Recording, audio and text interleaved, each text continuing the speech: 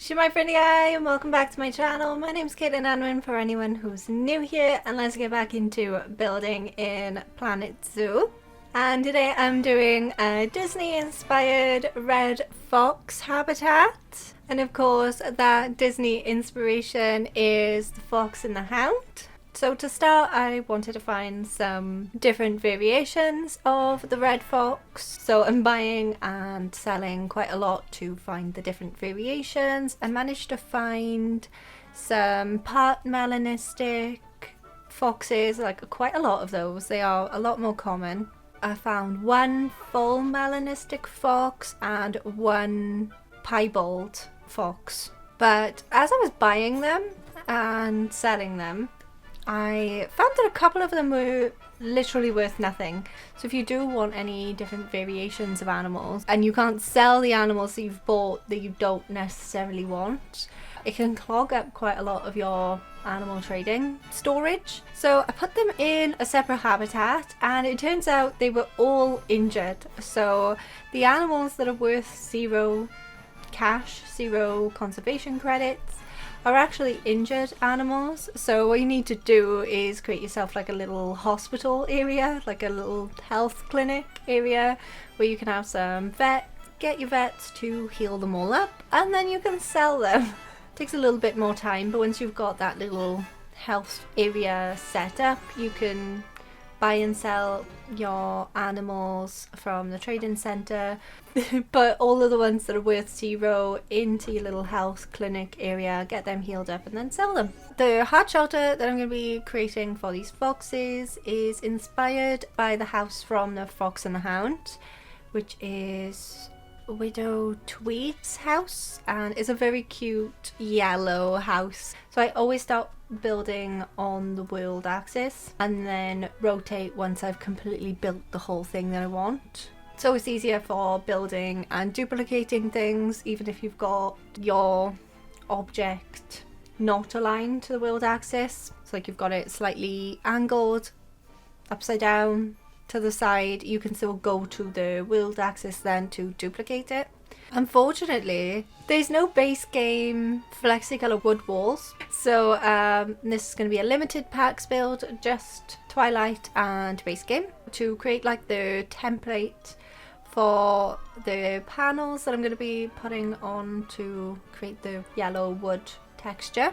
I'm starting with just plaster walls from the base game, but the roof texture from the Twilight pack was perfect for Widow Tweed's house. I don't know whether it's because The Fox and the Hound is quite an old film. I should probably check when The Fox and the Hound came out, right?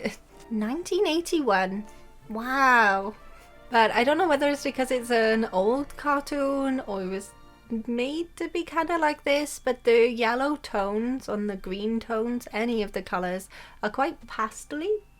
They're not very vibrant. I created a separate group for the panels to the plaster walls, like the template, just so I could then duplicate these panels quickly across the whole building without selecting something that I didn't want to add in. Keep everything in separate groups, which will make it easier to duplicate over. And because this is going to be a hard shelter for the foxes, I did need to make an entrance for the foxes as well. I decided to make a doorway at the back of the building for the foxes rather than make an open doorway for the front, because thumbnails, obviously. I want the building to look as similar to the building in The Fox and the Hound, and I want the thumbnail to look nice. The plight of the content creator is like aesthetics, thumbnails, actually making a usable habitat.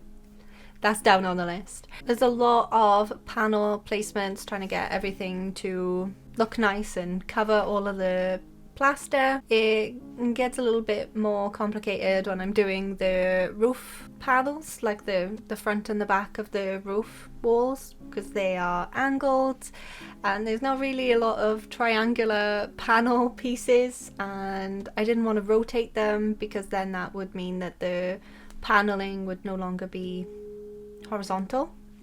So I ended up using some of the curved pieces. Like I think they're supposed to be for the curved doors, but they work for these roof pieces. If you're getting too much glitchiness with the panels overlapping, just ever so slightly pull one in front of another.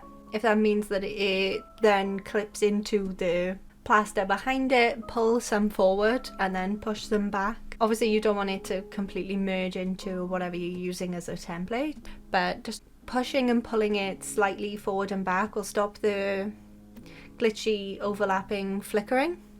And a little bit of detailing on the house now. I've lined all of the roof pieces. I was just looking at my reference image of Widow Tweed's house, and there was like a little detail of like the corners of the roof, so I wanted to make sure that I added those in, and I also wanted to add in some like support for the little awning roof, porch roof, yeah, the little porch roof as well. And while I was trying to look for some props for around the house, I found this little car. As soon as I seen it, I thought of Widow Tweed driving away and leaving Todd in the middle of the road. No! I think it's from the Indian style, this little car. Close enough to the car from the film that I just recolored it red and white, and to create a more realistic scaled staircase I actually used a path staircase as a template. This one is from the queue, so it's slightly more narrow. It's a 3-meter wide staircase instead of a 4-meter wide staircase, but I still didn't want it to be that large either. But I'm just using it as a template and using the wooden pieces from the Twilight pack to create the stairs.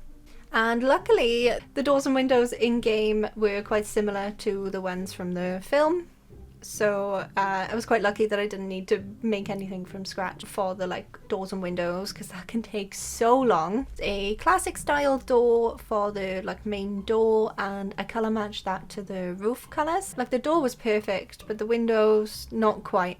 I had the size right, but I didn't have the shape right.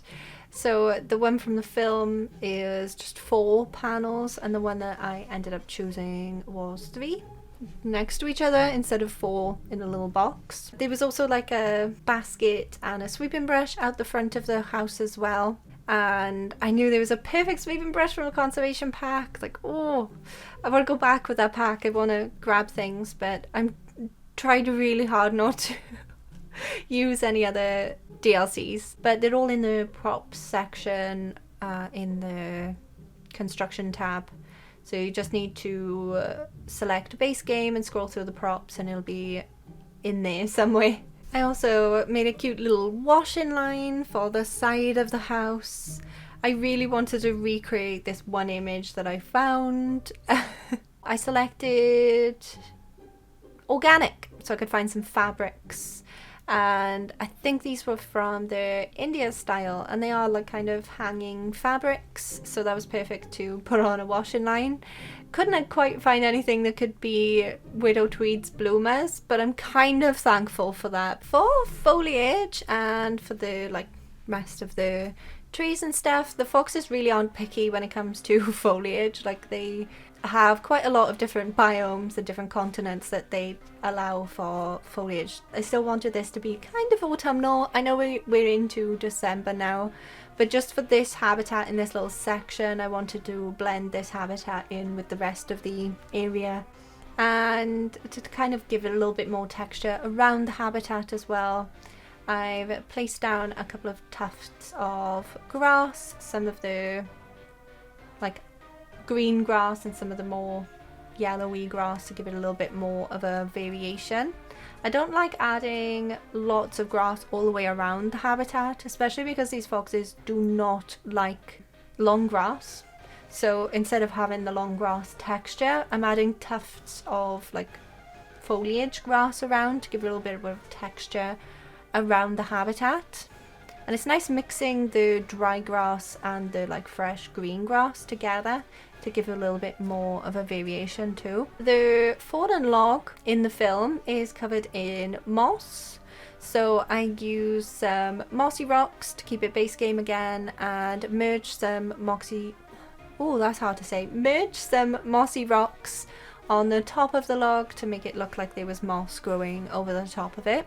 And it's kind of nice to be able to customize my own shape of the moss as well, to keep it only on that top bit, just like on the front cover of the film. And lastly, I wanted to create an education board frame for the habitat education board, and to keep it in with the Twilight theme. I didn't want it to stand out too much against the habitat. I want the main focus to be on the habitat.